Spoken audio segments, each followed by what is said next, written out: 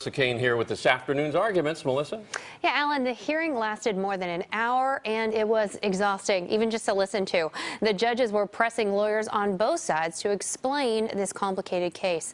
Now, the states of Washington and Minnesota challenged the president's executive order, and one of their claims is that it is discriminatory against Muslims. Now, today, Judge Clifton, a Bush appointee, pushed back on that claim.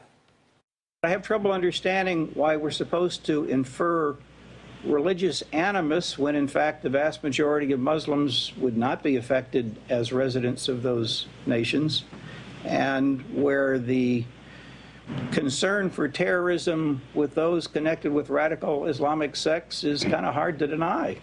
Your Honor, the case law from this court and the Supreme Court is very clear that to prove religious discrimination, we do not need to prove that this order harms only Muslims or that it harms every Muslim. We just need to prove that it was motivated in part by a desire to harm Muslims. And we have alleged that. How do you infer that desire if in fact the vast majority of Muslims are unaffected?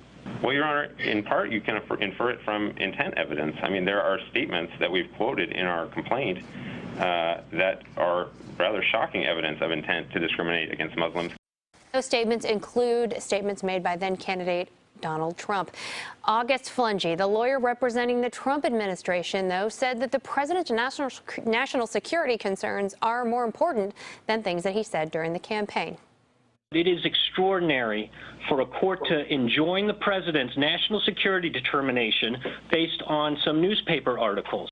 Now, both sides got slammed with questions today, but it seemed clear that two of the three judges, William Canby, a Carter appointee, and Michelle Friedland, an Obama appointee, those two were not persuaded by the White House's arguments. Even that third judge, Richard Clifton, a Bush appointee, said he did not agree with a number of the arguments made by the Trump team. Now, we're going to get a decision soon, but I don't think President Trump is going to be happy with what's going to come from the Ninth Circuit. But don't these judges sometimes on the federal level like to play devil's advocate, really push the buttons of the other side? Or no, that's not? That's a lot of wishful thinking, you know, to some degree, you know, maybe once in a while, but really, by and large, my experience and experience of people that I've talked to is if a judge seems to not like your argument, that judge really just doesn't like your argument. What you see is what you get, You can right? pretty much take it for face value. If you think they don't like you, they don't like you. They don't. All right, Melissa, thanks.